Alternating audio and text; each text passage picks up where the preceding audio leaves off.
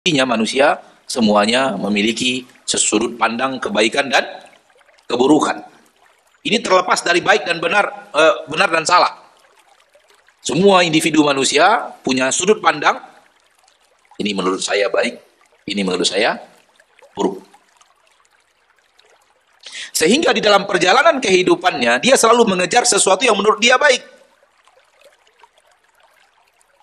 dan selalu menghindar dari sesuatu yang menurut dia buruk. Akal yang telah Allah berikan, yang membedakan antara kita dengan makhluk-makhluk Allah lainnya, dia gunakan untuk menilai sesuatu yang ada di hadapannya, kemudian menentukan pilihan. Pada kesempatan yang berbahagia ini, kita ingin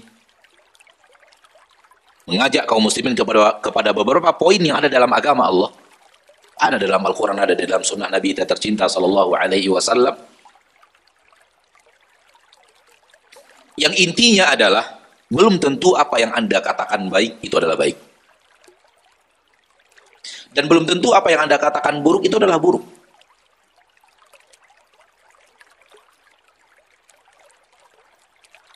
Penilaian Anda kepada sesuatu, itu baru di tahap penilaian individu pribadi sendiri. Dan hendaknya jangan itu dijadikan patokan utama untuk berbuat dan bertindak.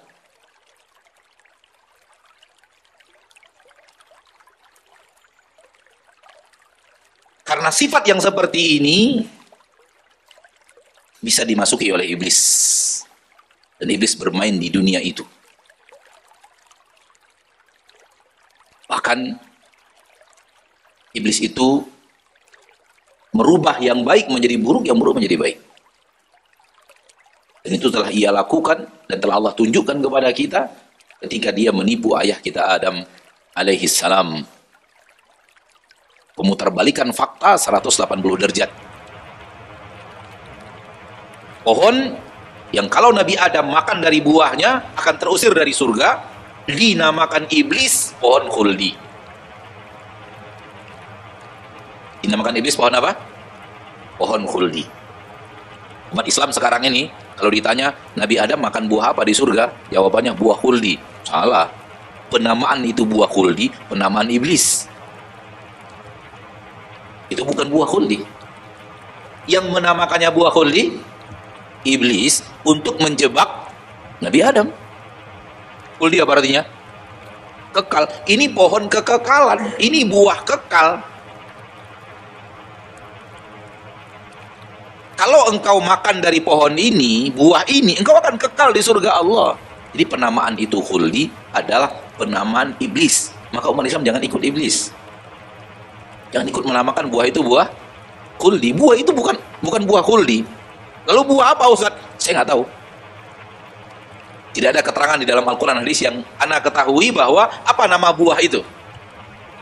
Semoga Allah Ta'ala Rabbul Izzati wal Jalal menyampaikan kita ke pohon tersebut nanti di surga Allah.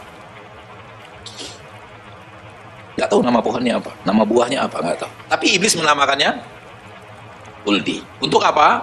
Untuk menipu Nabi Adam alaihissalam. Kalau engkau makan dari buah ini, engkau akan kekal di surga. Dan Allah tidak mau engkau kekal di surga. Allah mau engkau keluar dari surga. Tertarik?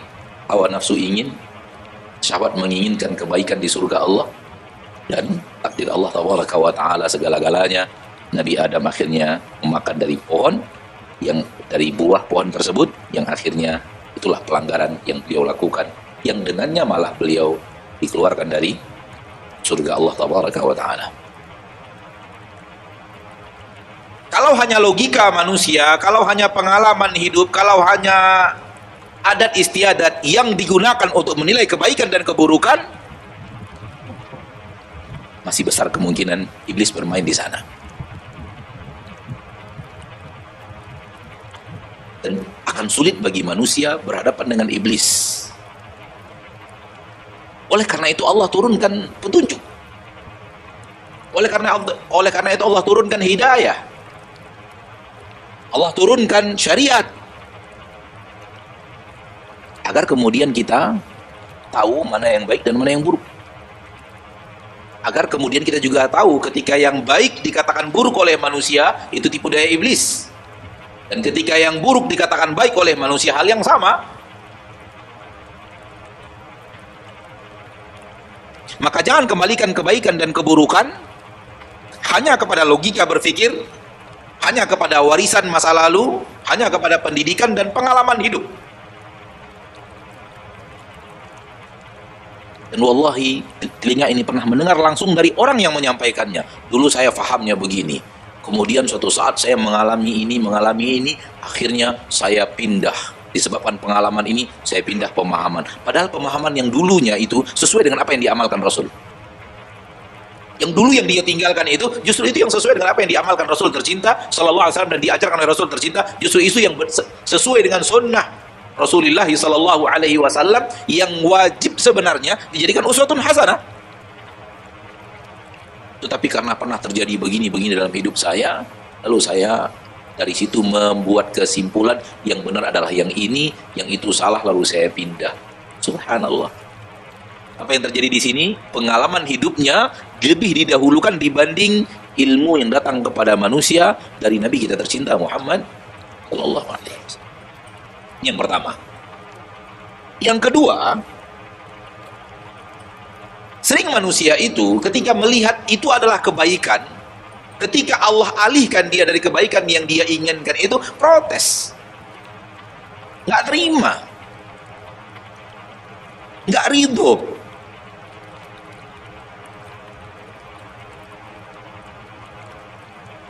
Kalau tidak dikembalikan kepada agama, kalau tidak diikutkan perasaan ini, hati ini kepada tuntunan Al-Quran dan hadis, manusia itu manusia egois. Saya dan Anda sama. Semua kita akan egois, ikut maunya kita, sukanya kita, baik menurut kita, dan yang menyalahi itu kita tidak ridho, kita tidak rela, kita tidak mau, kita protes karena kita maunya adalah apa yang menurut kita baik untuk kita.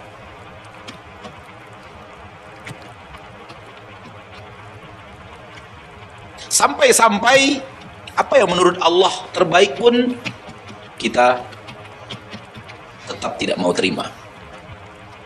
Karena kita maunya begini, kenapa Allah berikannya begini?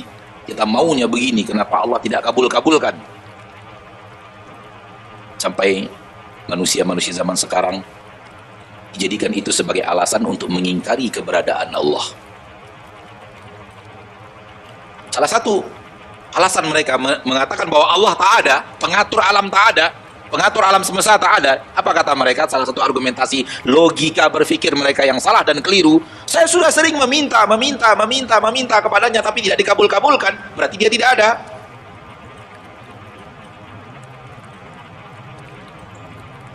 Subhanallah. Anda meminta lalu tidak dikabulkan. Dengannya Anda punya kesimpulan Allah tak ada, pengatur alam semesta tak ada. Buktinya saya sudah minta nggak dikabulkan.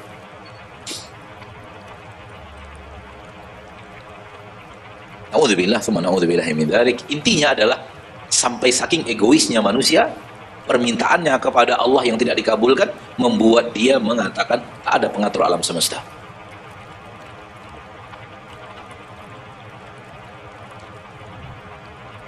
Kalau Anda minta sesuatu kepada Pak Presiden tidak dikabulkan, kemudian minta lagi tak dikabulkan, minta lagi tak dikabulkan, minta lagi tak dikabulkan, lalu ambil kesimpulan Presiden itu tak ada. Gitu kan? Apakah tidak dikabulkannya permintaan itu artinya dia tak ada? Na'udzubillahi min dzalik. Kesimpulan yang aneh dari sebuah cara berpikir yang aneh. Anda tidak dikabulkan bukan berarti tak ada. Nah, beberapa poin berikut ini mudah-mudahan dengannya mengobati dan mengarahkan apa yang ada pada psikologis manusia soal kebaikan dan keburukan dan egois yang ada di dalam dirinya.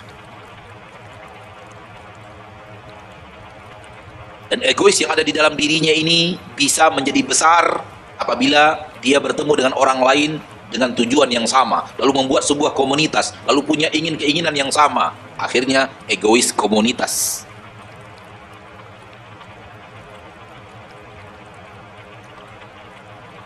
Sehingga apabila ada pendapat orang lain berbeda dengan keinginan komunitas ini, semua pendapat itu salah, yang benar adalah apa yang ada pada saya, apa yang ada pada komunitas saya. Itu juga egois berjamaah.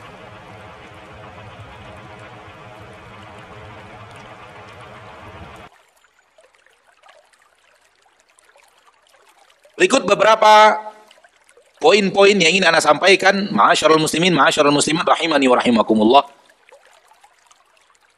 Mudah-mudahan mengobati sifat tersebut dan menuntun kita kepada hal yang seharusnya kita lakukan di permukaan bumi. Poin yang pertama, Anda itu hamba, Allah itu Rabb.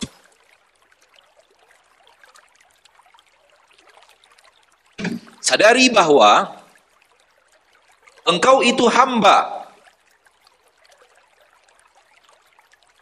dan engkau itu bukan Rabb, pencipta, pengatur, pemilik.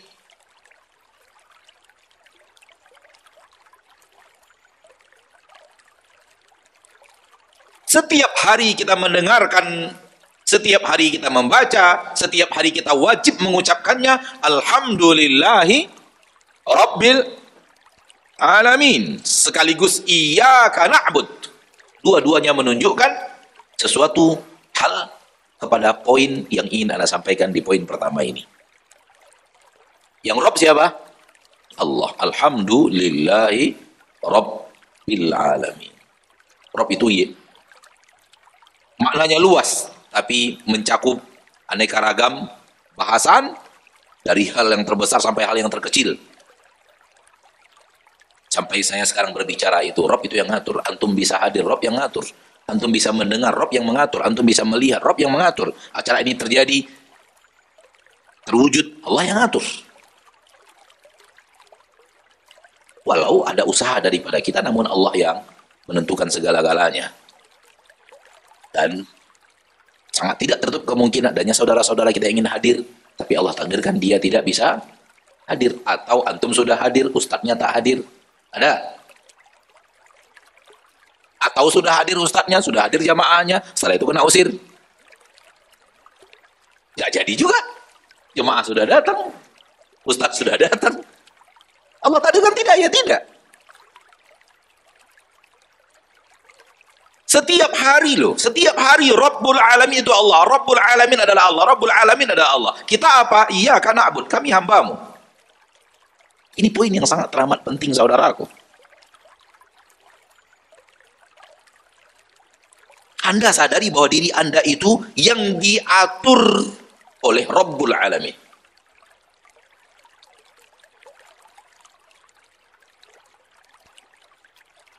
Kalau tidak, egois kita naik. Saya yang ngatur. Apalagi ditambah dengan sesuatu yang menghiasinya. Boleh jadi Andalah kepala sekolah, boleh jadi Andalah pimpinan perusahaan, boleh jadi Andalah pemimpin daerahnya ketika itu, Andalah orang yang memiliki kursi nomor 1 di daerah tersebut. Semakin jauh dari makna hamba. Hati-hati.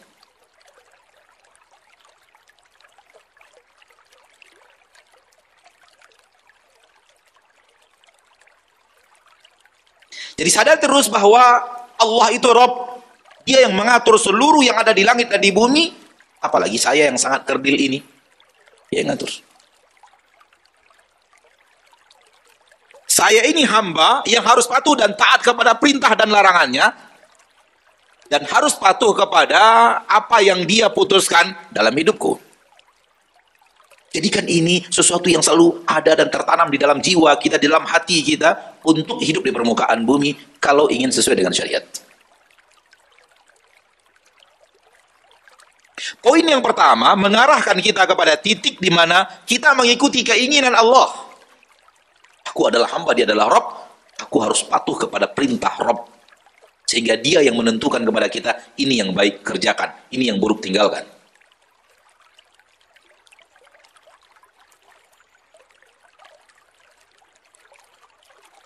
Jangan kembalikan kepada diri kita. Kembalikan kepada keinginan Rabb Anda dalam hidup. Dan dia telah menurunkan panduan kebaikan dan keburukan. Al-Quran telah diturunkan, Rasul telah diutus, syariat telah disempurnakan, dan semuanya telah diterangkan. Tidak ada kebaikan yang belum diperintahkan, dan tidak ada keburukan yang belum dilarang. Itulah agama Allah. Itulah agama Allah. Kebaikan dan keburukan telah diterangkan kepada kita secara sempurna. Al-yawma akmaltu lakum dinakum. Ustadz, saya mau begini, mau begini, mau begini. Oke, nggak ada masalah. Tapi kembalikan dulu kepada panduan. Apakah itu baik?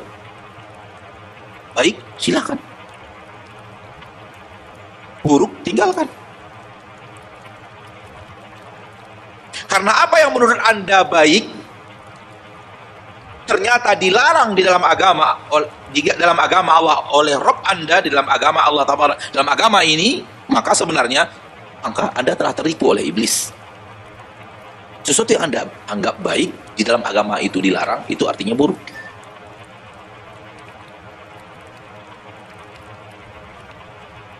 Terlalu banyak yang bisa kita angkat ke permukaan, salah pandangnya manusia, sehingga masuk kepada sesuatu yang mereka anggap baik, padahal itu adalah keburukan.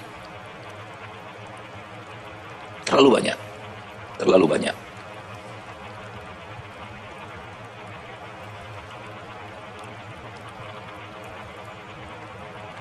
Maka kembalikan penilaian baik dan buruk tidak kepada diri Anda, tapi kepada Rabb Anda.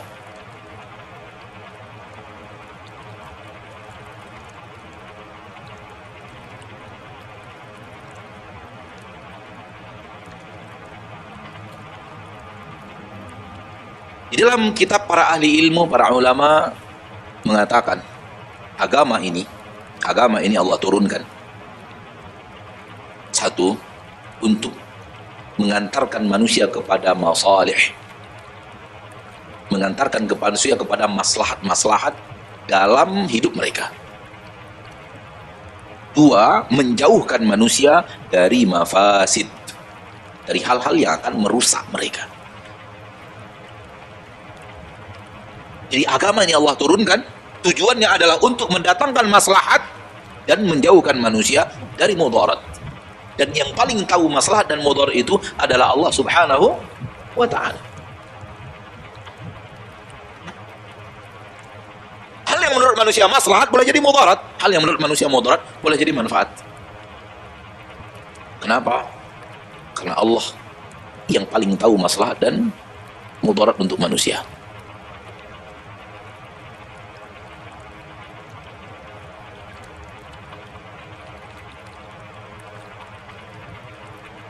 Iringi ini dengan poin kedua, yaitu Allah lebih tahu dan kita tidak tahu. Allah yang tahu, kita tidak tahu.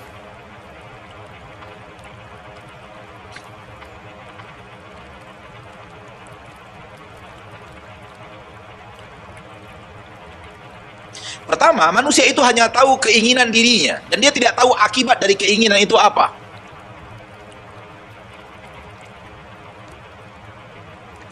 Sementara Allah Tabaraka wa Ta'ala tahu kalau ini yang kau lakukan, akibatnya akan begini, akan begini, akan begini. Oleh karena itu dilarang.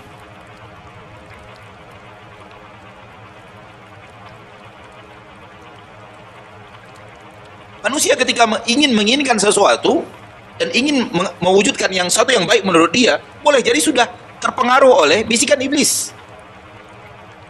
Masuk ke dalam logika, masuk ke dalam adat istiadat, masuk ke dalam pengalaman hidup, masuk ke dalam sesuatu yang salah dalam dunia pendidikan yang dia pernah jalani dalam dunia pendidikan itu. Ada sesuatu yang salah dalam teori pendidikan itu sendiri, dalam rumus pendidikan itu sendiri.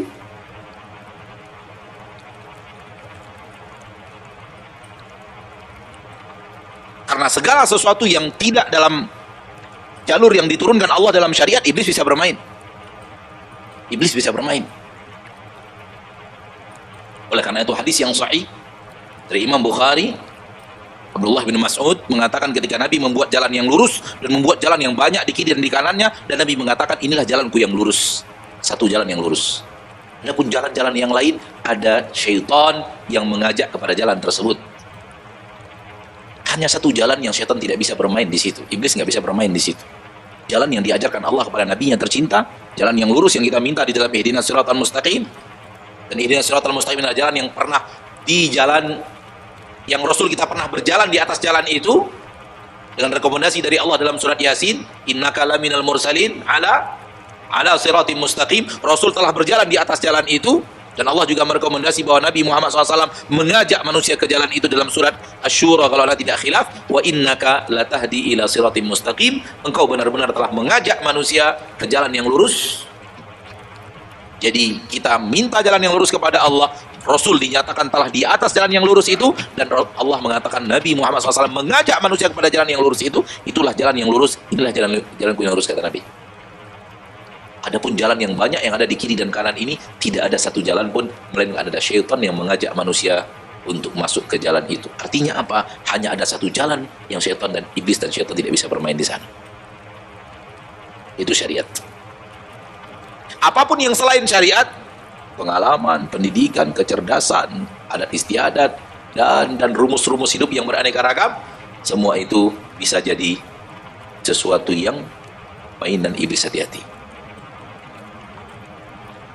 Di dalam Al-Quran, surat Al-Baqarah ayat 216, Allah Tabaraka wa Ta'ala berfirman, kutiba alaikumul qitalu wa huwa kurhun lakum, wa asa an takrahu syai'an wa huwa khairul lakum, wa asa an tuhibbu syai'an wa huwa syarrul lakum.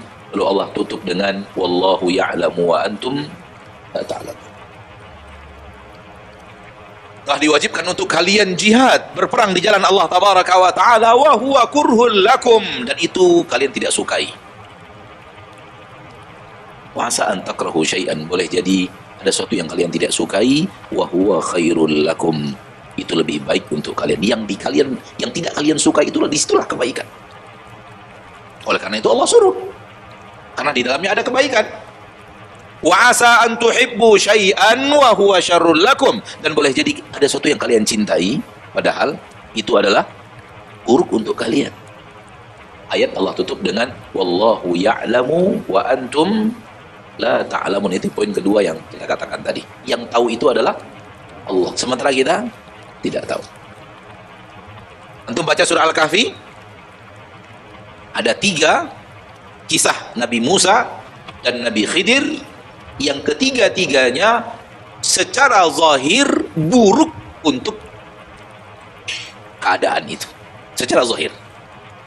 Tetapi diperintahkan Allah Nabi Khidir untuk melakukannya, karena itulah kebaikan untuk kondisi itu.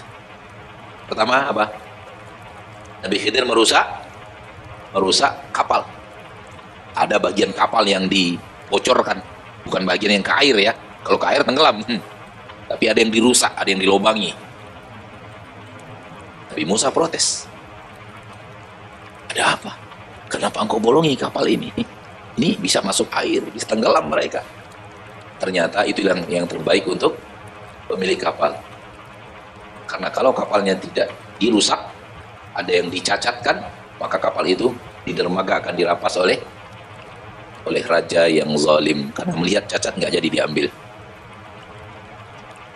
Yang kedua, membunuh anak. Nabi Musa protes lagi.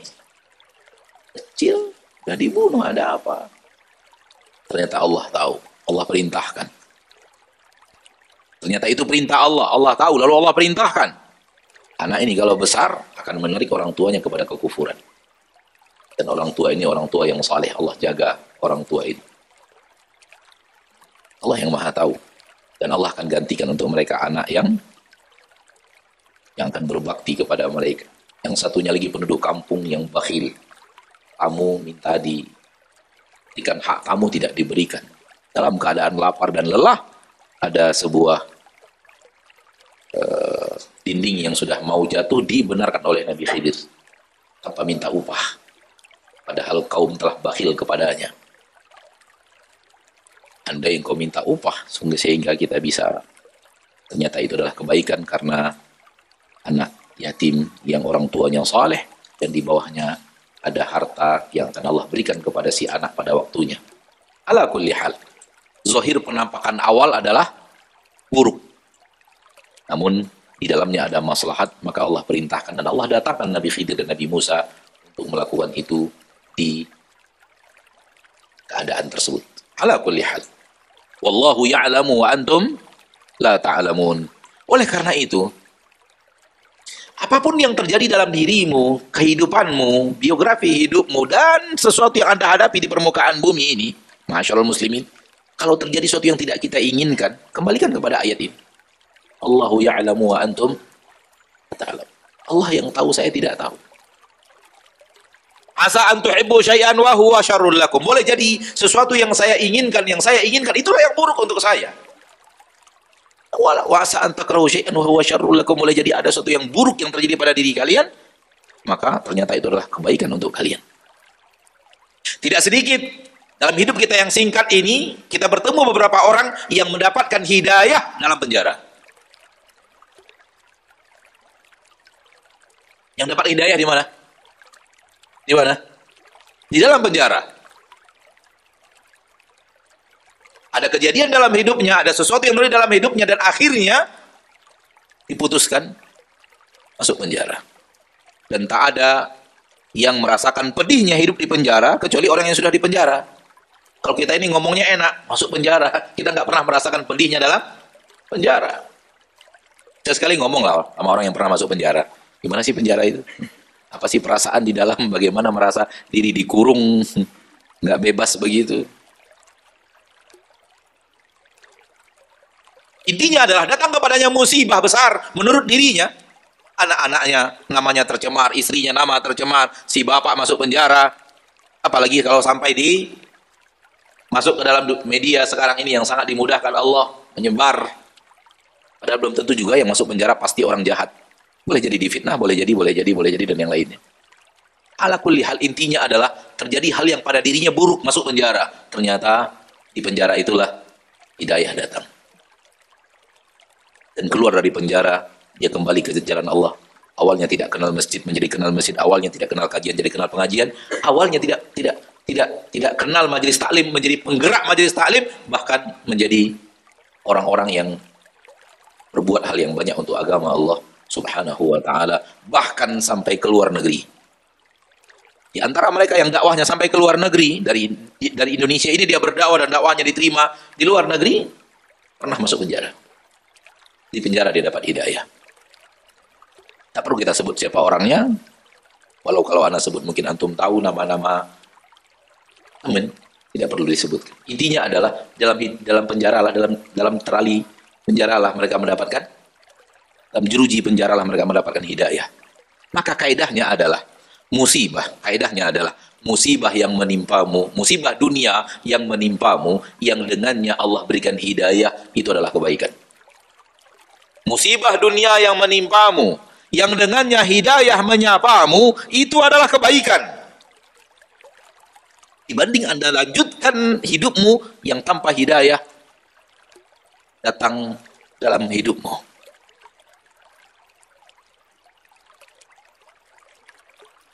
Jadi musibah dunia, kalau musibah dunia itu adalah batu loncatan dirimu untuk kenal Rabbmu, kenal Allah Tabaraka wa Ta'ala, dan kenal agama Allah Tabaraka wa Ta'ala, itu adalah kebaikan. Musibah itu sendiri adalah kebaikan. Bahkan apabila musibah itulah yang menjaga agamamu, menjaga hidayahmu, itu adalah kebaikan. Seperti penjaranya Nabi Yusuf. Nabi Yusuf masuk penjara bukan hidayah menyapa dalam penjara, tapi Allah menjaga Nabi Yusuf supaya tidak terjerumus kepada permintaan wanita-wanita jahat dengan dimasukkan ke dalam penjara. Allah menjaga Nabi Yusuf dengan cara itu. Wa asa an takrahu syai'an wa huwa khairul lakum. Boleh jadi kalian tidak suka sesuatu, padahal sesuatu itulah yang baik untuk kalian. Yang tahu yang baik dan yang buruk bukan kita. Yang baik dan yang buruk, yang hakiki, yang sebenarnya bukan kita, Allah tabaraka wa ta'ala. Maka serahkan kepada Allah. Ketika Allah memutuskan sesuatu, ridhoi sesuatu itu, yakini bahwa inilah keputusan Allah dan Allah memutuskan yang terbaik untuk kita. Ketika hati ini belum bisa mengetahui kenapa ini ya, sabar. Sabar sampai waktunya, insya Allah ta'ala Anda akan bertemu kenapa dan mengapa. Untuk saat ini panas, biarkan panas, sabar dulu. Tapi jangan sampai protes kepada keputusan Allah. Jangan sampai menganggap bahwa apa yang Allah tentukan untuk dirimu adalah keburukan.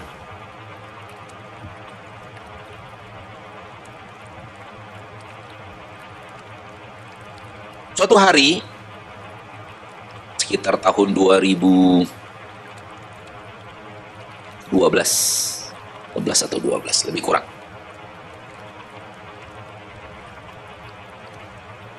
di perjalanan umroh bersama sebagian kaum muslimin, ada seorang bapak yang kita ketika bercerita mengatakan, Ustadz, ya, umroh saya ini umroh untuk merevisi doa, Ustadz. Gimana, Pak?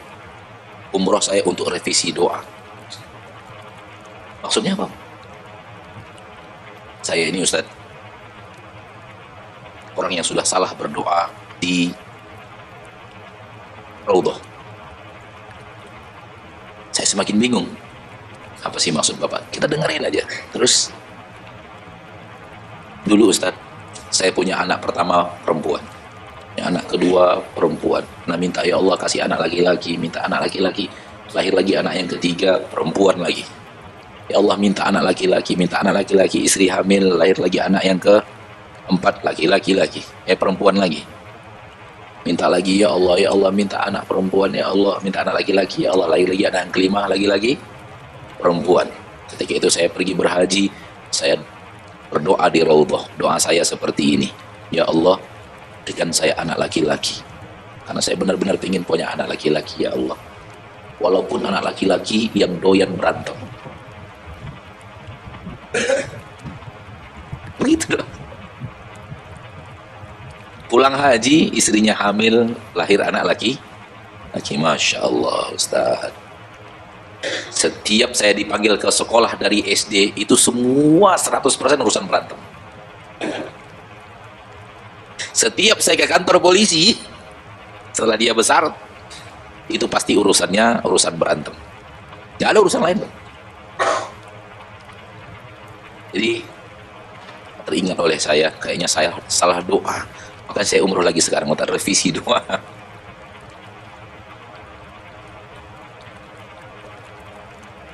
Akhirnya revisi doa, Masya Allah.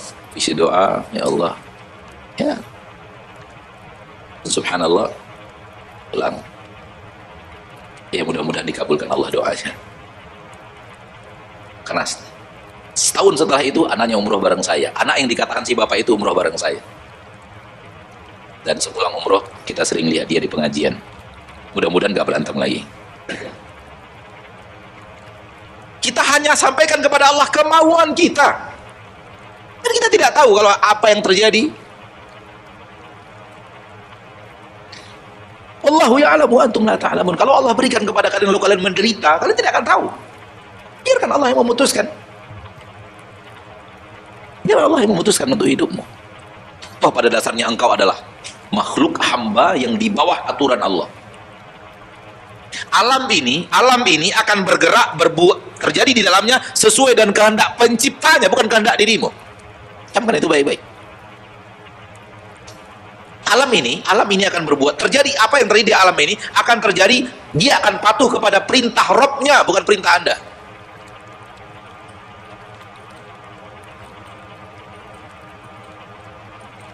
Maka biarkan alam ini bergerak sesuai dengan keinginan Rabb, keinginan Allah tabaraka wa ta'ala, Rabbul Izzati wal Jalal.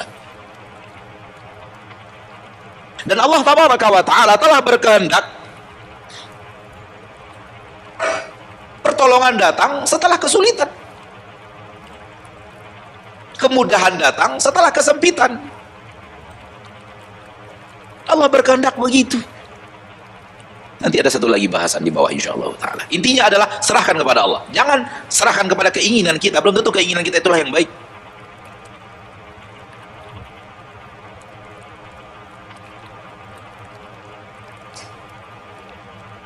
Allah Maha tahu, wallahu ya'lamu wa antum la ta'lamun. Allah Maha tahu dan kalian tidak tahu. Serahkan kepada Allah yang Maha tahu.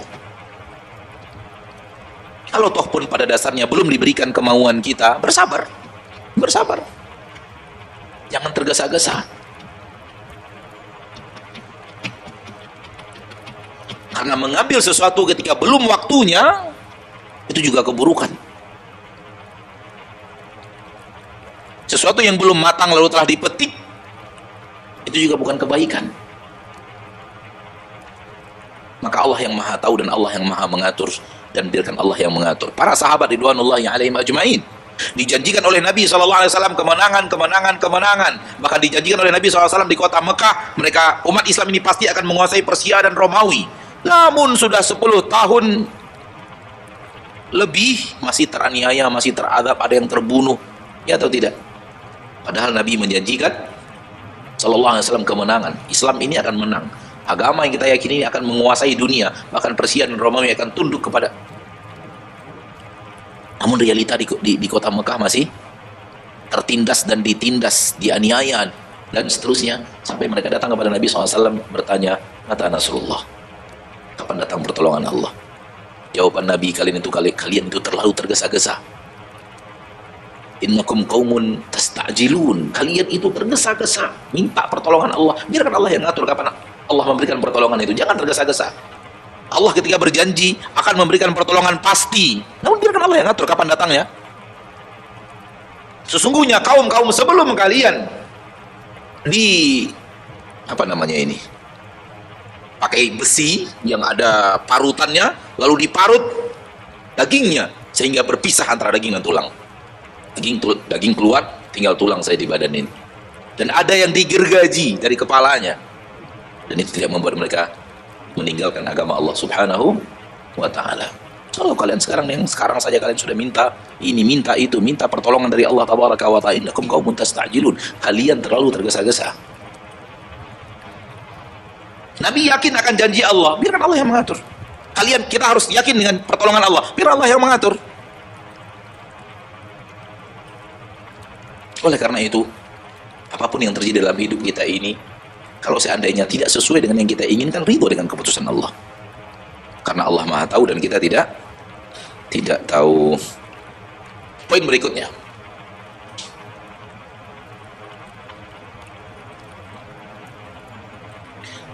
Bumi yang kita huni ini memang negeri ujian.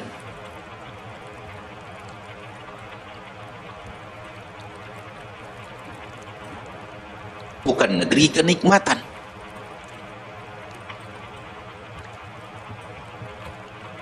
Maka hal yang salah kalau kita inginnya apa yang kita suka, yang kita anggap nikmat, yang kita anggap kebaikan, itu saja yang kita mau untuk diri kita.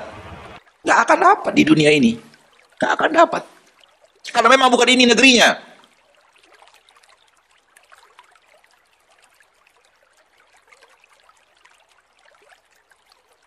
Dunia ini bukan negeri kenikmatan. Dia negeri kesusahan.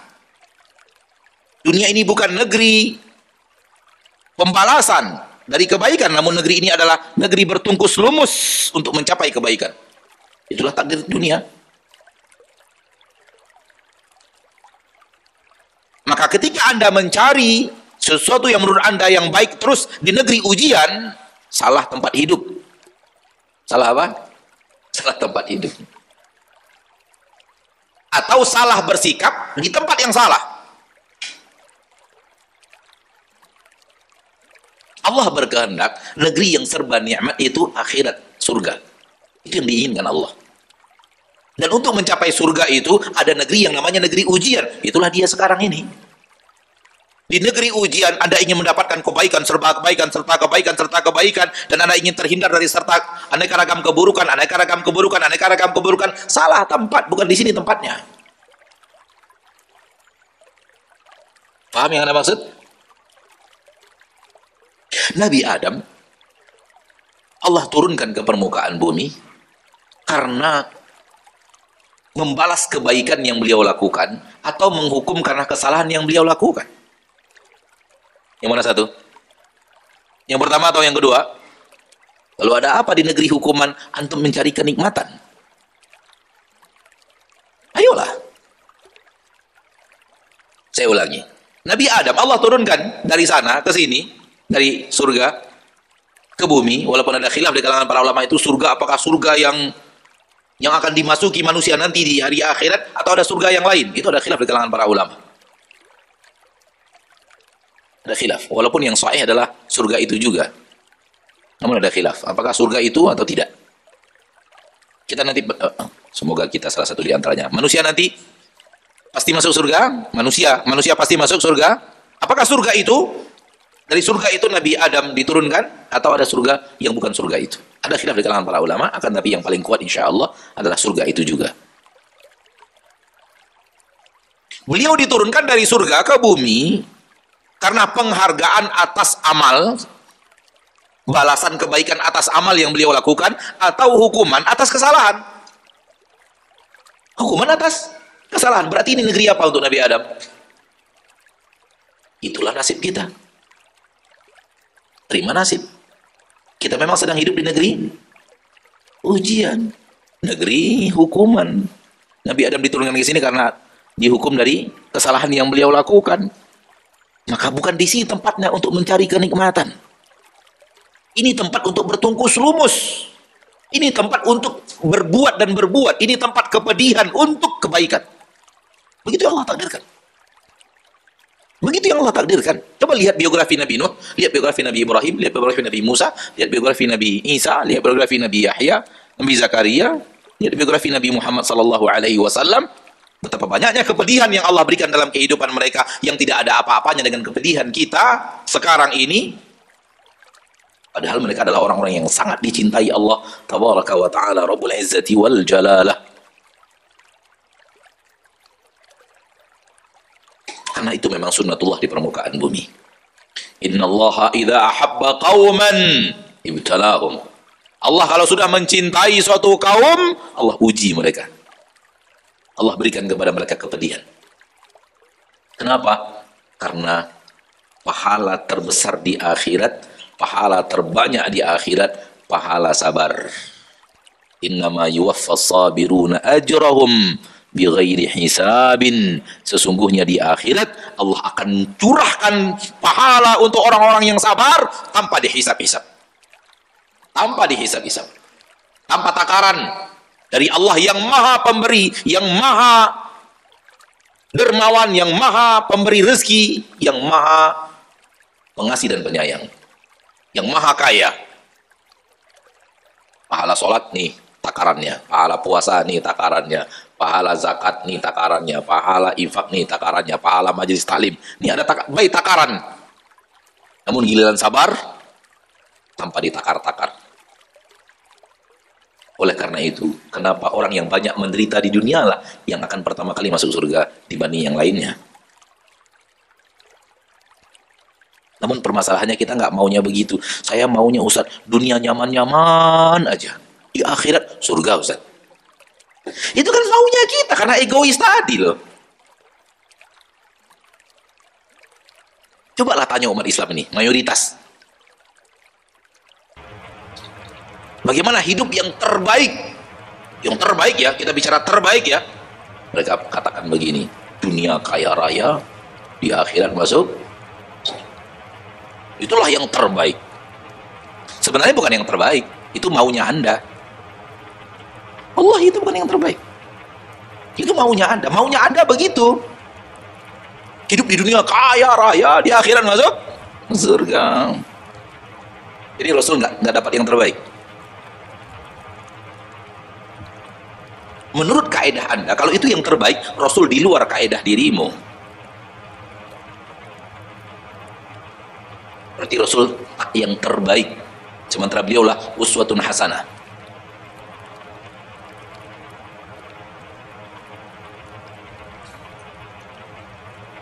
Apa yang saya maksud?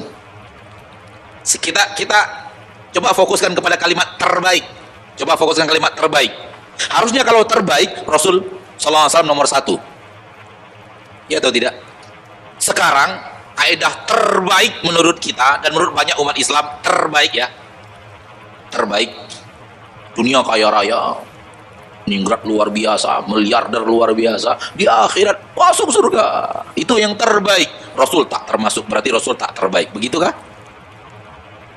Ini menunjukkan bahwa kaidah ini batil sebagai kaidah yang terbaik. Dengannya kita mengatakan kaidah terbaiknya salah. Soal baik nggak apa-apa. Kalau baik Anda setuju. Tapi no. Tidak. Karena kaidah kalau itu yang terbaik, Anda telah mencampakkan Rasul Anda sallallahu alaihi wasallam dari kaidah yang terbaik dan meletakkan Utsman bin Affan di atas Rasul tercinta. Ya atau tidak? Ayo coba gerakkan sedikit logikanya. Kalau itu yang terbaik, berarti Utsman terbaik, Rasul kalah. Berarti Abdurrahman bin Auf terbaik, Rasul kalah. Berarti Nabi Sulaiman terbaik, Rasul kalah. Ya atau tidak kaidah itu? Padahal Rasul terbaik, Nabi Sulaiman kalah. Rasul terbaik, Utsman kalah. Betul atau tidak? Tapi kalau itu baik nggak ada masalah. Benar kalau baik ya. Itu baik. Tapi bukan yang terbaik.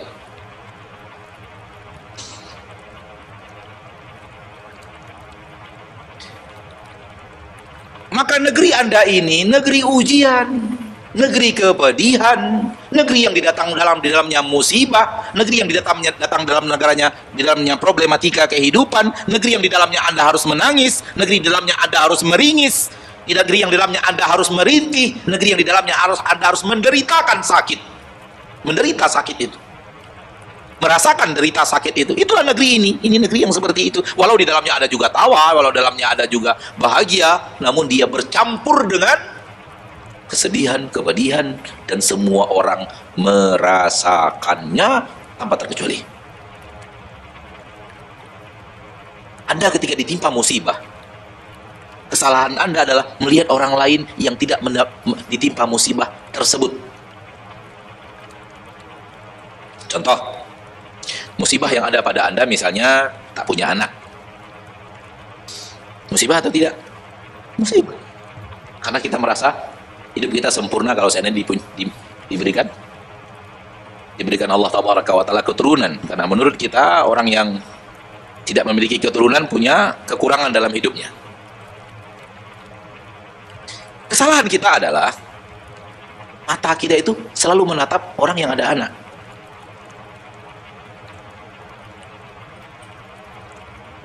Sehingga akhirnya kepedihan itu makin tebal, makin kenceng, makin dalam. Karena mata kita terlatih melihat, kita tajamkan untuk melihat kawan-kawan, tetangga, sahabat, rekan kerja yang punya anak.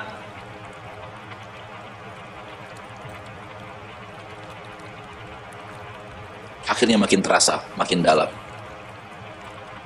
Padahal terlalu banyak nikmat Allah yang lainnya yang Allah berikan kepadamu, orang lain tak punya, tapi engkau tidak menajamkan pandanganmu pada nikmat-nikmat itu. Sebenarnya bahasan berikutnya, karena bahasan itu saling terkait. Semua orang pada dasarnya punya kepedihan. Kalau Anda tidak diberikan anak, yang lain tidak diberikan ini, yang lain tidak diberikan mata, yang lain tidak diberikan kaki, yang lain tidak diberikan hidayah, yang lain tidak diberikan harta, yang lain tidak diberikan rumah, yang lain tidak diberikan pekerjaan, yang lain tidak diberikan kesehatan, yang lain tidak diberikan istri malah. Antum sudah punya istri, alhamdulillah. Sudah punya suami, alhamdulillah, walau tidak punya anak. Ada jomblowan-jomblowati di sini? Alhamdulillah.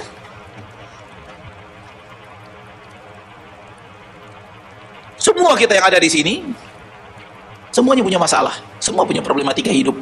Tak ada yang tidak. Jangan antum kira hanya antum sendiri yang punya petaka gitu loh. Ini kan kalau kita dapat petaka dari Allah itu kayaknya kita yang diberi Allah petaka gitu. Kayaknya kepala manusia semua ini aman dari petaka. Hanya kita aja gitu. Itu salah dirimu luar pandang. Semua orang yang punya masalah. Ini berapa kepala yang ada di sini yang dewasa ini punya masalah semua ini. Kalau kita dengarkan curhatan masalah mereka seminggu nggak kelar ini. Nggak kelar. Masalah saya di sini Ustaz, ada masalah di sini Ustaz, masalahnya di sini Ustaz, di sini Ustaz, di sini Ustaz, di sini Ustaz, macam-macam. Dan tempat yang paling nyaman orang curhat Ustaz. Kasihan jadi Ustaz sebenarnya, antum hati-hati. Dan itu salah satu petaka jadi Ustaz. Yang ini ngeluhkan orang tuanya, yang ini ngeluhkan anaknya, yang ini ngeluhkan istrinya, yang ini ngeluhkan suaminya, yang ini ngeluhkan suaminya nikah lagi, yang ini ngeluhkan ini, yang ini ngeluhkan hutang. Hutang pun Ustaz ngeluhnya, heran kita. Jadi dunia ini negeri apa? Negeri ujian. Artinya apa? Kalau datang kepadamu hal yang tidak engkau sukai, pilihan Allah, ya itulah yang terbaik untuk dirimu.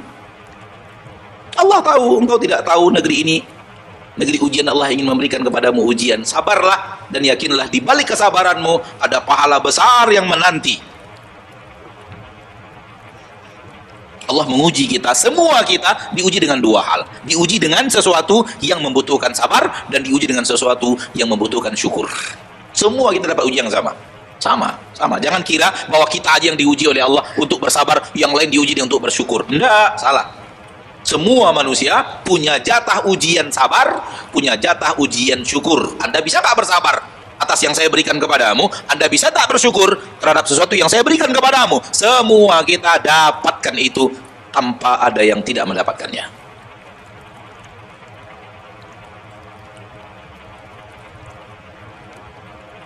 Jadi ketika ada sesuatu yang tidak nyaman hidup di dunia ini, sadari memang itulah dunia. Inilah negeri saya, negeri yang saya hidup sekarang ini yang begini. Maka jangan menghayal saya tidak dapatkannya, andai saya tidak dapatkannya, andai saya enggak, jalani saja. Lakukan ikhtiar, minta petunjuk kepada Allah, tanya pada Ustaz kalau Anda bingung menentukan mana jalan baik dan mana jalan yang buruk sesuai dengan syariat. Setelah ikhtiar dapat, lanjutkan dan biarkan Allah tabaraka wa taala yang memilihkan untuk dirimu apa yang akan Allah takdirkan dalam dirimu. Hadis dari Jabir bin Abdullah radhiyallahu taala anhu dari Rasul kita tercinta sallallahu alaihi wasallam, riwayat Imam Tirmidzi yang dihasankan oleh Syekh Al-Albani di dalam silsilah sahihah. Rasulullah SAW bersabda, yawaddu ahlul afiyati yaumal qiyamah hina yu'ta ahlul bala'i ats-tsawab law anna juludahum kanat quridat fid dunya bil maqarid. Orang-orang yang di dunia banyak dapatkan afiat, banyak dapatkan kenikmatan dan keselamatan. Pada hari kiamat, ketika melihat apa yang diberikan oleh Allah tabaraka wa taala kepada ahlul bala, kepada orang yang banyak mendapatkan bencana di dunia. Hitungan antar manusia dengan manusia, lebih banyak dapat bencana kelompok ini dibanding yang ini. Nah, ketika yang lebih sedikit bencananya, lebih banyak nikmatnya, melihat pahala yang Allah berikan dan ganjaran yang Allah berikan kepada orang yang banyak diberikan bala, bencana dan petaka di permukaan bumi dan kesulitan dan air mata dan kesedihan, yawaddu, mereka ingin, law anna juludahum kanat quridat fid dunya bil maqarid, andai dulu mereka juga dapatkan bala sehingga tubuh mereka ini dikukus, apa namanya? Apa tadi? Diparut dengan pemarut sehingga berpisah antara daging dan tulang mereka. Itu di akhirat. Saking melihat betapa besarnya pahala yang mereka dapatkan, betapa banyaknya ganjaran yang Allah berikan. Bahkan hadis yang sahih yang semua antum tahu, umat Nabi Muhammad yang miskin menghuni surga lebih dulu daripada umat Nabi Muhammad yang kaya. Berapa lamanya? 500 tahun. Antum kaya di dunia dibanding orang fakir dunia berapa tahun? Taruhlah yang antum inginkan itu terwujud, antum kaya ya, kaya dibanding yang miskin. Oke. Berapa tahun? Yakin anak nggak sampai 40 tahun. Yakin anak nggak sampai 40 tahun. Orang rata-rata kaya di usia berapa? 40 lah, yang kaya-kaya itu rasanya 40 baru mulai kaya. Maka jarang yang usia 80 kan? Berarti nggak sampai 80 tahun dia menikmati kekayaannya. Itu satu. Yang kedua, dari 40 tahun waktu yang tersisa, berapa tahun dia gunakan untuk tidur? Oh, tidur itu nggak rasa kaya, nggak kaya itu. Waktu tidur itu nggak ngerasa diri kaya, itu nggak ngerasa pasti itu. 8 jam sehari? 40 tahun kurang saja 8 jam. 8 jam sehari. 40 tahun bagi 3. 24, 8, sepertiga. 40 tahun bagi 3 sekitar 12 tahun, 13 tahun. Dari 40 tahun itu Anda tidak bisa merasakan diri Anda kaya atau bukan. Karena kaya dan tidak kaya ketika miskin nggak terasa. Ketika tidur nggak terasa. Berarti ada 13 tahun dari 40 tahun dirimu tidak bisa merasakan kekayaan. Kurang 43 tahun dari 40, sisanya berapa?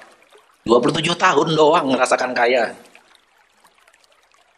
Itu pun kaya kita itu biasanya sudut pandang orang lain. Kita nggak merasa kaya sudut pandang orang, enggak. Percayalah. Kata orang kita kaya, itu menurut sudut pandang dia. Tak sama dengan sudut pandang si kaya yang dipandang kaya orang tadi. Dia nggak sama, sudut pandangnya beda. Lihat, 500 tahun lebih dahulu orang yang miskin hidup masuk surga. Sementara si kaya berapa tahun tadi? 27, taruhlah 40 tahun ya, taruhlah 40 tahun masuk surga 500 tahun. Jadi di dunia mau kaya apa mau miskin?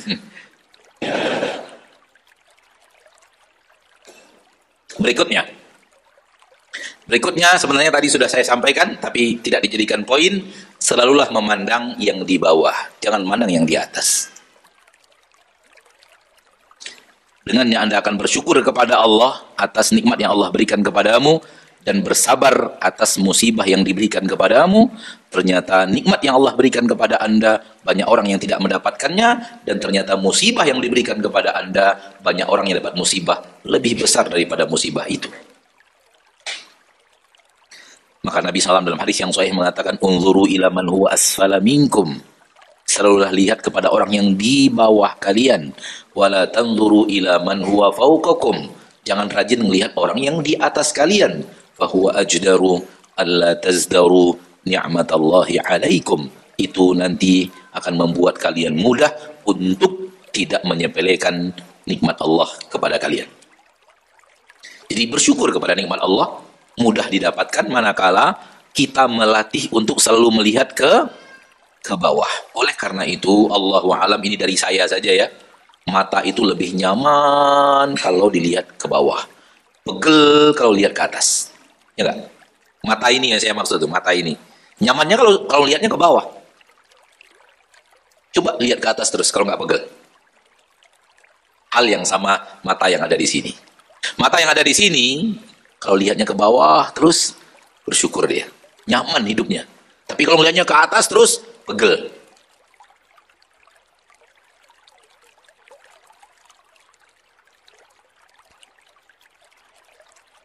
Hidup manusia tanpa terkecuali ada plus ada minus.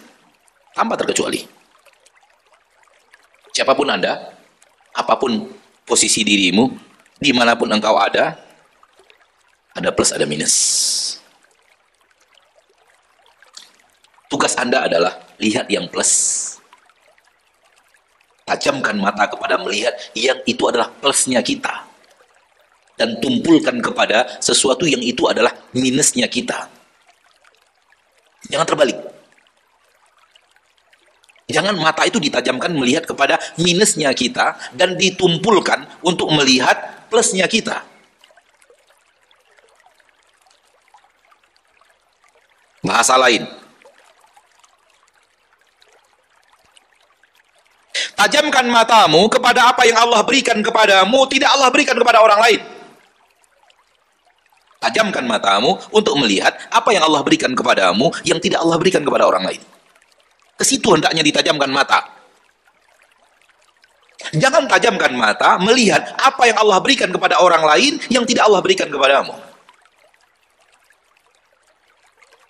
Itu dua kalimat ini tadi, itu semuanya adalah yang hadis Nabi tadi, lihat kepada orang di bawah kalian, jangan lihat kepada di atas. Allah berikan kepada kita kaki, lihat orang yang tidak punya kaki. Allah berikan kepada kita wajah yang tampan, rajin lihat yang tidak tampan. Allah berikan kepada kita rumah, lihat yang tidak punya rumah. Allah berikan kepada kita kendaraan, lihat yang tidak punya kendaraan. Dan begitu terus latih. Jangan terbalik. Orang punya, kok saya enggak. Orang punya, kok saya enggak. Orang punya, kok saya enggak. Pegel hidup. Hidup nggak nyaman.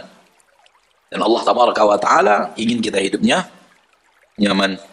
Maka kalau ingin bahwa Allah Tabaraka wa Ta'ala selalu memilihkan untuk kita yang terbaik. Terlalu banyak nikmat Allah yang harus kita puja dan puji Allah atas nikmat itu dibanding kepedihan yang Allah berikan kepada kita. Sehingga kita tidak bersuudzon kepada Allah bahwa Allah telah memberikan yang buruk kepada kita. Ana rasa ini yang bisa Ana sampaikan pada kesempatan yang berbahagia ini, lebih kurang satu. Assalamualaikum warahmatullahi wabarakatuh. Sampai jumpa kembali di World Islam Channel.